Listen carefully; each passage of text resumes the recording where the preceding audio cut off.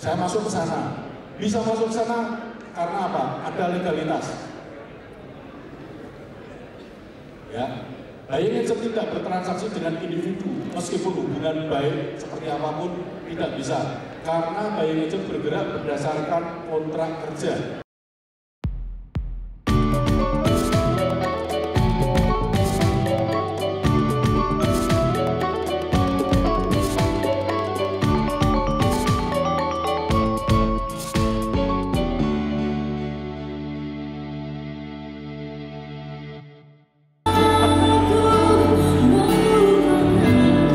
Perkenalkan, untuk yang belum mengenal saya Mas Dam dari sebuah kota kecil namanya Bantul, ya, itu di Jawa, di Jogja. Itu pedesaan, jauh dari fasilitas dan lain sebagainya.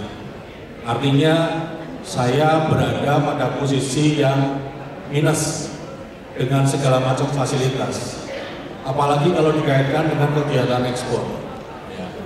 Di Bantul itu nggak ada pelabuhan, adanya di Semarang paling dekat. Artinya itu juga menjadi kendala yang satu produk saja, yaitu anyaman keranjang dari enceng gondok. Ya, contohnya yang seperti ini. Inilah dari enceng gondok. Ini produk rintisan awal yang saya perjuangkan dengan mempertimbangkan berbagai macam aspek. Salah satunya karena isu ramah lingkungan itu bisa kita konversi menjadi nilai ekonomi tinggi, terutama di masyarakat internasional. Para Bapak Ibu mungkin tahu bahwa yang namanya enceng gondok itu adalah gulma. Dia merusak lingkungan. Nah, dengan kita bisa memanfaatkan gulma tersebut, merusak lingkungan menjadi sebuah produk dengan nilai seni. Oke, sebelumnya saya jelaskan secara singkat tentang profil perusahaan saya. Perusahaan saya cuma berbentuk CV, badan usahanya. Ya, banyak Bapak Ibu yang konsultasi nanya rata-rata itu kepenginnya mendirikan PT. Kenapa PT gitu? Dari pengalaman itu saya, meskipun posisinya sebagai marketing manager, saya juga belajar aspek-aspek lain seperti sourcing produk. Artinya saya juga mempelajari bagaimana saya mencari sumber-sumber bahan baku, sumber-sumber pengrajin dan lain sebagainya. Saya juga mempelajari tentang cara pengiriman seperti kontaineran dan lain sebagainya. Oke, baiklah, sebelum dilanjutkan silakan di like untuk memberikan dukungan kalian pada video ini, dan tentu saja kalau kalian belum subscribe silakan subscribe sekarang juga. Untuk teman-teman yang sedang merintis, ini meskipun contohnya handicraft, tapi ini polanya bisa diberlakukan untuk semua produk ya. Yang pertama itu selalu saya sarankan untuk mengurus legalitas usaha. Memang butuh biaya, tidak ada yang gratis ya. Tetapi saran saya tetap diurus, karena dengan legalitas itu nanti Bapak Ibu sekalian bisa mendapatkan kemudahan-kemudahan dan fasilitas, terutama dari kementerian, dari asosiasi-asosiasi. Bayangkan kalau misalnya Bapak Ibu sekalian tidak memiliki legalitas usaha dan masuk hanya sebagai perseorangan, itu saya yakin tidak akan pernah mendapatkan kesempatan, misalnya seperti pameran gratis, terus pelatihan gratis dan lain sebagainya. Itu rata-rata diberikan kepada UMKM yang sudah berbadan hukum. Makanya saya sarankan untuk nomor satu mengurus legalitas usaha. Yang kedua, untuk mempermudah penetrasi ke market sebagai pendatang baru, kita harus fokus pada satu produk dulu. Ya. Jangan kita muncul seperti toko serba ada. Semuanya mau kita jual, semuanya mau kita pasarkan, kita jadi tidak punya kekuatan pada produk tersebut. Bayangkan kalau kita menjual dari pasir sampai dengan beras misalnya, orang juga mau beli jadi takut. Ini sebenarnya penjual apa? Nah, di dalam penetrasi market, kekuatan kita dalam satu produk itu menentukan keberhasilan kita mendapatkan akses ke market itu. Ya, seperti tadi saya sampaikan bahwa produk utama yang awal saya bawa adalah enceng gondok.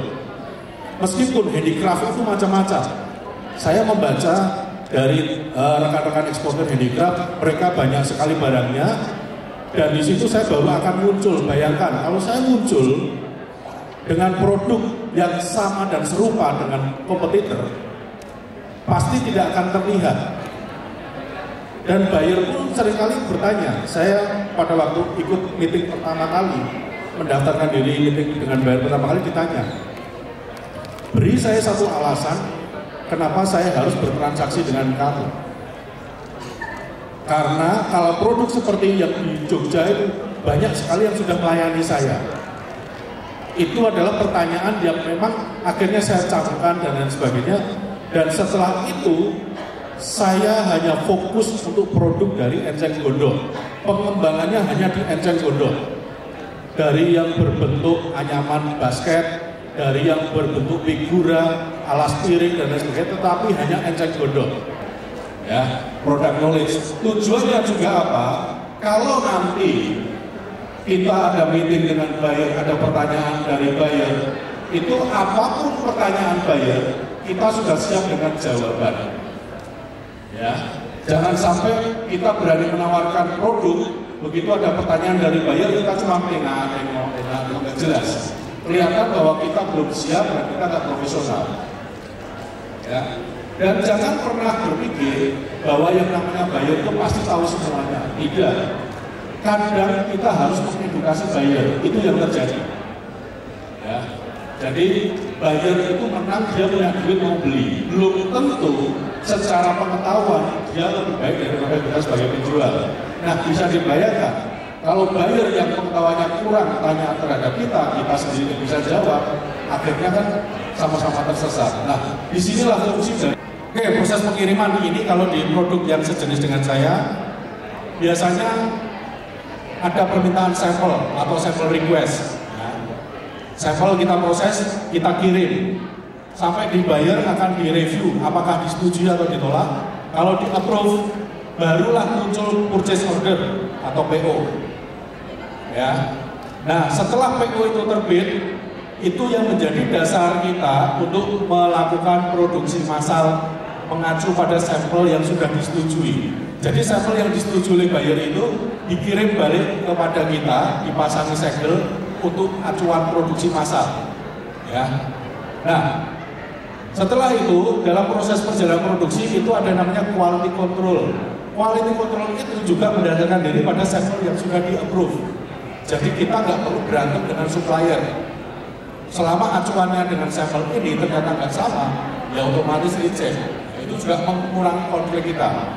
Terus setelah itu di-approve, QC-nya lolos, masuk ke gudang, proses packing, final inspection. Nah, final inspection ini untuk menghilangkan resiko kita bisa kena klaim misalnya barang kita akhirnya tidak sesuai, dianggap tidak sesuai. Ya. Final inspection dilakukan oleh pihak yang ditunjuk oleh buyer, jadi bukan dari kita. Begitu pihak tersebut menyatakan barang kita sesuai sampel, sesuai standar, boleh dikirim keluarlah yang namanya sertifikat. Ya. Kemudian baru diekspor dengan proses.